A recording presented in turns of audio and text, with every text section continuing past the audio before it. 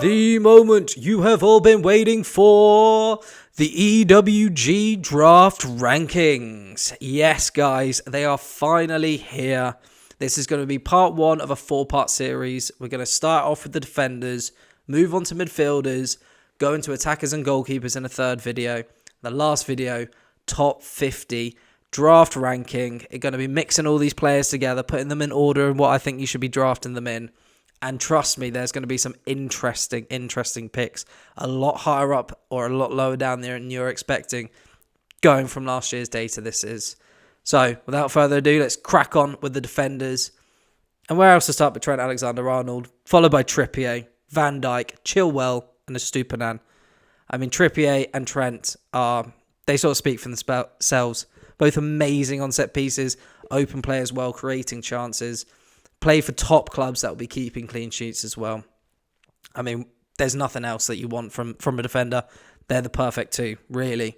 After that, we go to Virgil van Dijk. I think Liverpool will be much improved when it comes to the clean sheets. And like I said in the previous video talking about Konate, Liverpool always up there for one of the top set-piece goal scorers. And Van Dijk loves getting on the end with a little cheeky header or a goal somehow. So I'd be expecting him to be up there. Probably the surprise in this one now is Ben Chilwell in at number 4. A lot of you probably wouldn't have him this high. But Chelsea, I think, will be back, sadly, next season. Meaning clean sheets under Pochettino. Meaning Ben Chilwell on set pieces. I know. Been watching him in pre-season. I watched Chelsea a lot, actually, in the summer series. And he's been on set pieces and getting involved in the goals. So someone definitely to look at. And then the last person is Estupiñán. First season in the Premier League last year. What a year he had. And I expect him really to crack on and just break into this top 5 now. 4 defenders, because what a player he is. Now, 6 to 10, we've got Schär, Konsa, Saliba, me, and Robinson. So Schär was up there about 5th, 6th last season for defenders. I expect him to be the same again this year with Newcastle, pretty consistent. If anything, improving a little bit. So I can imagine him there. Ezri Konsa, I think, will be the same as Schär, but for Aston Villa. I think Aston Villa will be up there this season. I'm going to be putting a lot of bets on them from a fantasy standpoint. So I think Konsa will be up there. Saliba, Ben White last season came 2nd for defenders. Gabriel came, I think, 3rd for points for defenders. So Saliba, I feel like this season with Ben White and potentially Gabriel leaving the club as well, I think it's going to be an interesting season for Saliba. I think he can really, really break in to this top 10 and put himself down as a massive fantasy asset if you can get him in. Ben Mee, I think one of the most underrated defenders in the game. Brentford always there for good amount of clean sheets, and Ben Mee, when they do, gets the bonus points. Loves getting on the end of a corner or a cross and getting a goal. So he's definitely someone to get in and have a look at.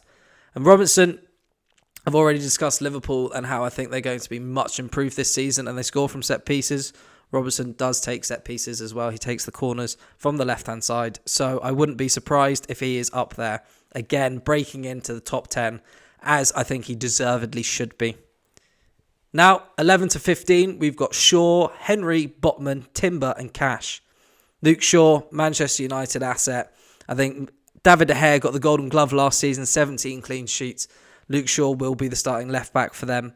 And I think he can really, I don't think they'll get 17 again, but if they get 15 and Luke Shaw chips in with a few assists, maybe the odd goal here and there, you're not complaining. He can really change a game week for you. Rico Henry, talked about how Ben Mee was. Rico Henry is the attacking fullback version for Brentford. So if you prefer going for the fullback options and trying for the assists instead of the goals, Rico Henry's the man for you. Botman, exact same as Schär. I think there'll be a lot of clean sheets, a lot of corner goals, I should say, and Botman on the end of them. Timber, the new man at Arsenal. Now, I really think he can break into this Arsenal team, either with Gabriel leaving or, like I said, Ben White getting limited minutes, because Timber will be coming in and starting ahead of him. I think it could be a really good season for him, and I've got him quite high up. So I'm banking on him to do us a job. Matty Cash to end with. Same thing as Rico Henry. Same thing where Ezri Konsa was the top centre-back and Matty Cash is the top full-back. So I feel like if you want to go Matty Cash, he'll be getting involved in a lot of goals, getting a lot of assists, feeding Ollie Watkins. So I'd get him in.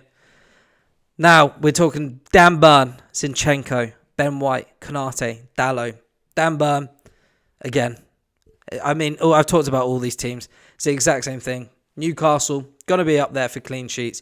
Dan Burn's going to get involved. Zinchenko, the only question mark with Zinchenko is limited time. Ben White is the exact same. That's why they've dropped down a bit, because I really do think Timber will take over. Konate, I think, will be the centre-back partner, as I've said in a previous video, to Virgil van Dijk. So, I mean, if someone takes Van Dijk and you want a different option, and, you know, Trent's gone, Robbo's gone and whatever, and you're sort of looking at, get Konate if he's there. I think they're going to be up there for at least Golden Glove this season with Alisson. And Diego Dalot, the other side to Luke Shaw. I think he's going to be great for them. He's obviously got competition from Wan-Bissaka, so it may be a rotational issue. But with the amount of games that Manchester United will be playing next season, Diego Dalot will be getting minutes. Do not worry. And the final batch of 5, Mark Guehi, Dyer, Tarkowski, Stones and Mings. Guehi, Palace, main centre-back, gets on the end of corners. I feel like it's a very common theme that I go for with my defenders, and looking back at the stats and how defenders get these points. Bonus points and goals mainly. And the bonus points go to the centre-backs with their performances when they get clean sheets, and Guehi will be there. Eric Dyer, same thing for Spurs. Obviously, they've got the new manager in. We'll see what happens there, but it looks like it could be a good season for Spurs. Tarkowski at Everton. I think Sean Dyche can do a job. Obviously, they're going to score a lot of set pieces, and Tarkowski, I expect to be the man on the end of most of them, which is why I've got him so high up. And I think they can chip in maybe 9, 10, tops 11 clean sheets as well throughout the season. So definitely someone to get in.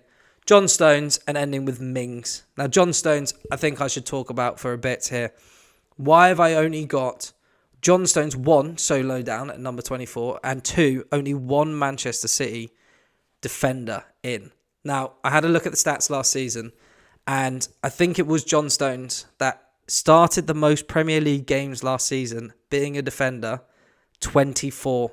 The Pep roulette is real, and I'm not having a player anywhere near my team. Realistically, I probably won't even take a City defender, purely because if they're getting 24 games, you've got to bear in mind that's 14 games of the season you've got to go without them. And realistically, if you're taking a City defender, because people won't know this, you're going to have to take them relatively high up. So they're probably going to be one of your more premium defenders. And I'm not having a premium defender playing 24 games, 25 games a season. Like, that's guaranteed without injury.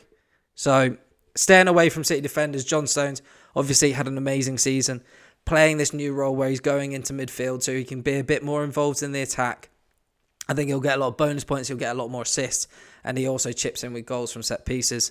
So that's why I have him, still up there, because I think in those 24, 25 games that he will play next season, he will do very well for you in them. And if you see him on the starting lineup, you should be very excited if you have him in your team. But just a little, little hint of maybe not always. But anyway, guys, that's my top 25 defenders. If you liked it, please give me a like. Leave a comment what you think. If there's any bold calls, because there are some that you disagree with or agree with and you're happy with, and maybe I've changed your mind on a few players, give us a subscribe so you can see the whole full series. And I'll catch you at the midfielders next time.